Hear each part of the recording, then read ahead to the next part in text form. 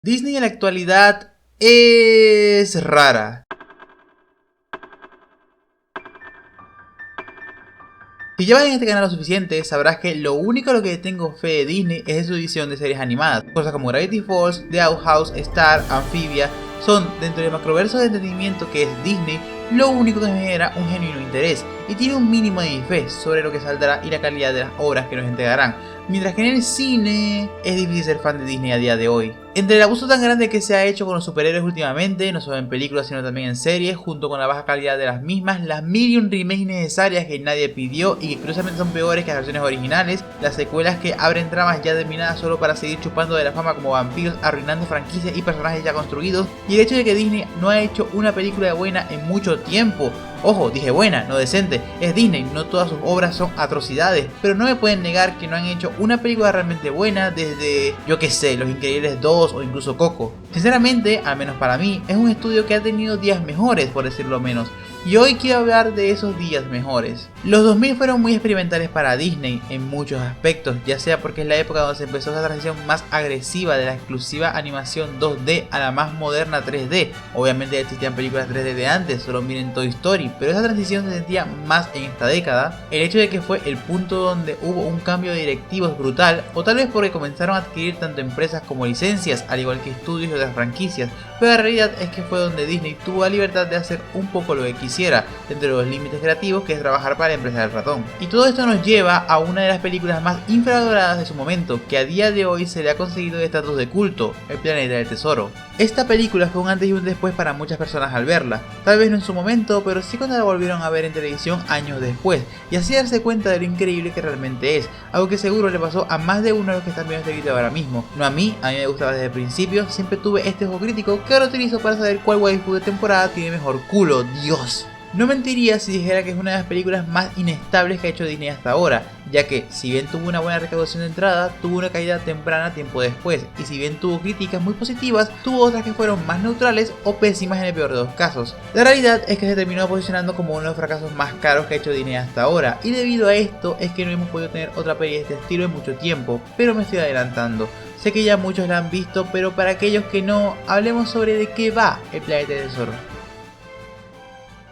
Esta historia nos presenta la travesía de Jim Hawkins, quien se nos es presentado como un niño de unos escasos 5 años, quien se muestra como fanático de estas historias fantásticas de piratas espaciales surcando la galaxia y encontrando tesoros para luego esconderse en planetas alejados de la vida con tal de que nadie lo sepa. Pero luego de esto nos transportan con el Jim de 17 años, el cual se nos presenta como un joven rebelde cuya carta de presentación es verlo montado en una tabla solar haciendo acrobacias en áreas restringidas para luego terminar atrapado por la policía local y mandado con su madre. En este punto vemos como Jim es un joven que, si bien es de buen corazón, es alguien que le hace falta algo en la vida. Una guía, una razón de ser. Hay una pieza que no termina de encajar por motivos que veremos más adelante, pero esto cambia cuando después de ciertos eventos, él determina con el mapa un tesoro de cualidades monumentales y decide embarcarse en la aventura de su vida. Termina zarpando al horizonte en busca del tesoro del Capitán Flynn, el pirata más temido de todo el espacio, y será esta aventura la que da pie a la historia de Jim y el planeta del tesoro. Es una historia con una estructura clásica, más vista no puede ser. A día de hoy aún tenemos muchos de los tropos y clichés que esta película usó para desarrollar su historia,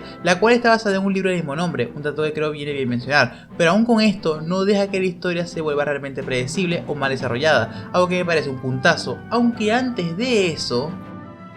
Esta película es hermosa en todos los sentidos, partiendo por lo más obvio, y eso es el claro estilo de steampunk que maneja, logrando combinar lo retro con lo nuevo, o al menos lo que se consideraba nuevo en esa época, teniendo cosas como barcos espaciales o pistolas clásicas que lanzan rayos láser, incluso la vestimenta de los personajes siendo muy clara en qué época está basada, pero luego ver todo el mundo en el que viven, los vehículos que manejan, todo está hecho con esa combinación que te hace sentir que es un mundo entre esas dos épocas muy claras. Ese nivel de detalle que tienen los diseños de escenarios, los personajes, las vestimentas antes mencionadas, todo está hecho con un cuidado y mimo brutal, algo que ya quisieran muchas películas. Aparte de tener a la creadora de waifus más grande de los 2000, sin duda sabían lo que hacían cuando crearon este personaje. La animación por otra parte es buenísima, tiene ese 2D bien cuidado, tratado como se debe, dotando a la película con esa fluidez, esas escenas bien hechas, todo en general me encanta, no puedo decir más porque es que solo mírenla. Incluso las escenas con CGI, que a día de hoy se notan muchísimo, en su momento se lograban camuflar muy bien y no afectaban tanto a la vista, llegando a tener una integración más que decente y bien ejecutada, algo que es muy sorprendente para una película del 2002, que la película tiene 20 años. Pero creo que el detalle técnico que más me gustó y que estoy seguro que todos quieren que hable es el hecho de esa combinación entre 2D y 3D que se hizo en varias escenas y personajes. No hablo de integración con el fondo, sino cosas como John Silver.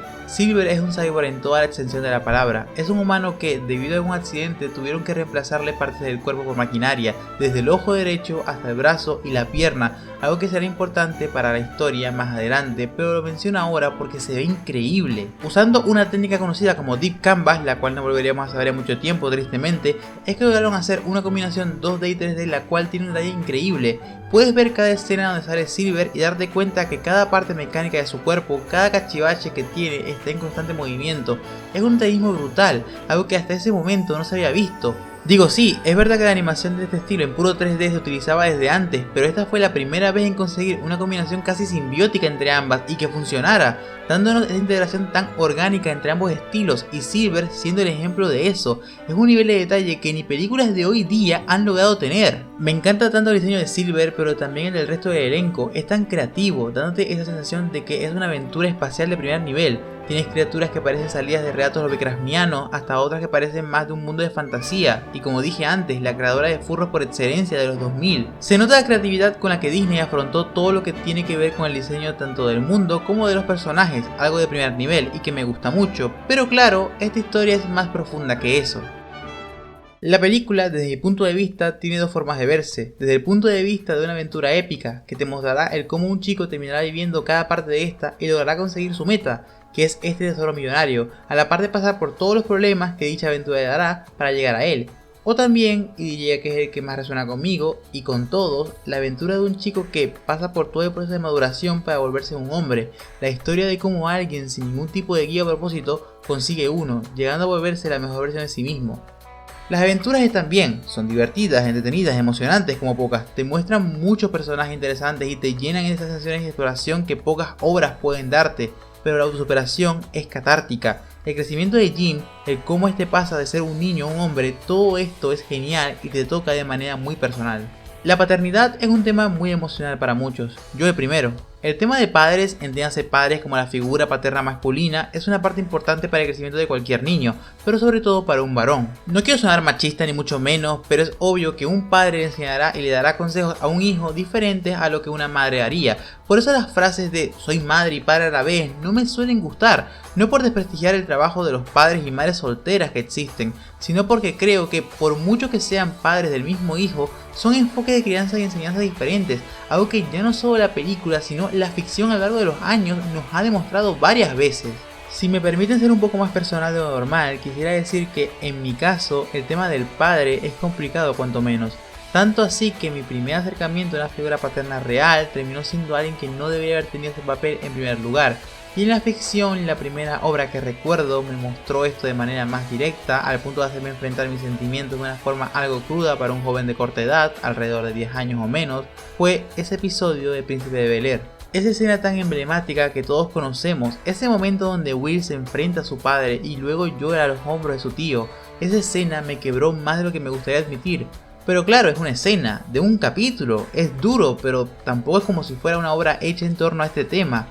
Y es ahí donde entra el Planeta del Tesoro. Mi primer encuentro con esta película fue en la niñez madura o adolescencia temprana, no lo tengo tan claro, y me gustó al verla. Las aventuras, la acción, la capitana, y no lo digo en broma, la capitana es un personaje que me gusta mucho. Todo el universo que se creó para esta obra, todo me gustaba demasiado, pero lo que más resonó conmigo, obviamente, era el conflicto de Jim con su madre y su relación con Silver. El ver a Jim buscando su razón y camino en el mundo me gustaba mucho, y verlo pelear contra esa sensación de vacío que todo chico sin un padre presente tiene es algo que me motivó. No es mentira que vivimos en una época donde los niños crecen en entornos donde al menos un padre está ausente, y si bien no es algo que debería marcarte para toda la vida, sí te hace sentir mal en esos momentos claves de tu crecimiento, por lo que Jim resonó conmigo mucho más de lo que me gustaría admitir. Ese intento de vínculo con una figura paterna que no es tu padre, pero se siente más cercano que cualquier otro. Esa relación rasposa y golpeada con tu madre, donde sí se quieren y se aman, se adoran,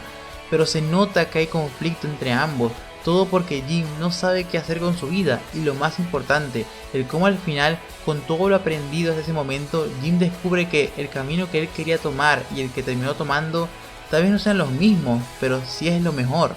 El ver el paralelismo donde Jin vuelve a ser escoltado al negocio de su madre por los oficiales, pero esta vez como un graduado de la Guardia Espacial, el cómo Jin madura y se da cuenta que una vida de piratería, aventuras fuera de la ley y todo lo que eso implica no es lo que su espíritu rebelde en verdad ama, y el cómo Silver, por su parte, logra tener ese vínculo con este muchacho al punto de darse cuenta que el verdadero tesoro era, por muy meme que suene, las amistades que hicieron en el camino. Joder, tiene un tema musical que toca exclusivamente esa cuestión y lo hace de una manera tan hermosa que tuve que verme la película en inglés, no solo porque quería saber cómo eran las actuaciones originales, sino porque siempre que escuchaba el tema doblado en latino, que fue la versión con la que crecí, lloraba. Hasta ese punto, esta jodida peli resonó conmigo. El conflicto paterno de la película es tratado de la forma que debe, está muy bien hecho, siendo el segundo tema principal y el que terminó resonando con la audiencia años después, era de esperarse, pero a día de hoy me sigue pareciendo interesante y curioso que sea así y me gusta mucho.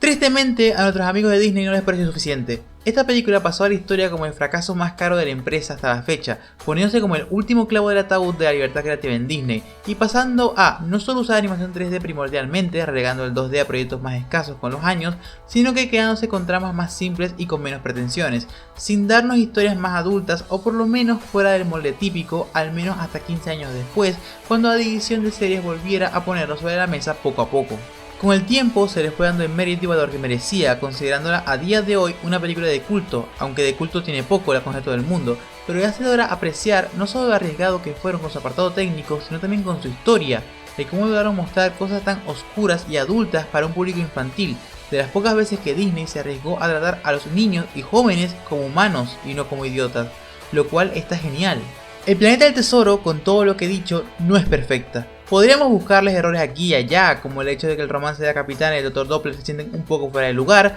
que la película tenga un cambio de ritmo brutal, donde la primera mitad, e incluso diría que los primeros 3/4 son más tranquilos, no tan acelerados, y al final deciden pegarle la velocidad porque se quedaban sin tiempo, o el hecho de que metieran a Ben en los últimos minutos, haciéndolo sentir muy descolocado y entorpeciendo el ritmo que llevaban, incluso diría que arruinando el ambiente, pero debo decir que son tonterías. Si bien son cosas que están ahí y podrían perfectamente afectar tu experiencia al verlo, no creo que sea realmente tan grave como para ameritar ser llamado defecto. Esta película tiene 20 años y en todo este tiempo se sigue sintiendo muy bien a la vista, es perfectamente disfrutable. Su historia, fuera de ser cliché, aburrida o anclada en su época, es más que divertida y puedes verla ahora mismo sintiéndola muy bien, al menos a mí me gusta mucho. Tiene un mensaje que trasciende el tiempo y creo que eso siempre estará ahí. Fue la película más infravalorada de Disney, para terminarse convirtiendo en la más valorada por la audiencia. No será perfecta, pero es hermosa en más de un sentido.